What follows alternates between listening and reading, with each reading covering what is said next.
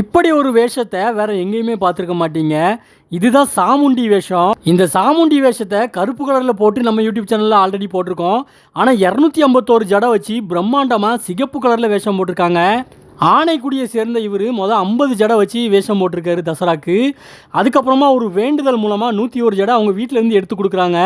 எதுக்காகனா இவங்க அக்காவுக்கு குழந்தை வரம் இல்லாமல் ஒரு 5 வருஷம் குழந்தை இல்லாமல் இருந்திருக்காங்க. அதனால் அவங்க ஒரு நேமிசமாக எடுத்து ஒரு 101 ஜடை கொடுத்துருக்காங்க. 5 வருஷமாக குழந்தை இல்லாமல் கஷ்டப்பட்டுட்டு இருந்தா இவங்க அக்காவுக்கு ஒரு அழகான பெண் குழந்தைய பிறக்குது. அந்த குழந்தையோட ஃபோட்டோவை தான் நீங்கள் இப்போ மேலே பார்த்துட்டு இருக்கீங்க.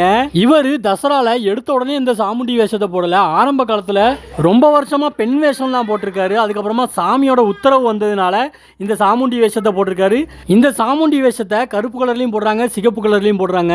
இவர் சாமி வந்ததும் குங்குமத்தை தான் எடுக்கிறாங்க அப்படிங்கிறதுனால சிகப்பு கலர்ல வேஷம் போடுறாரு. உங்க ஊர்ல நடக்கிற தசரா திருவிழாக்களோட வீடியோவை மேலே தெரியுற வாட்ஸ்அப் நம்பர்ல ஷேர் பண்ணுங்க.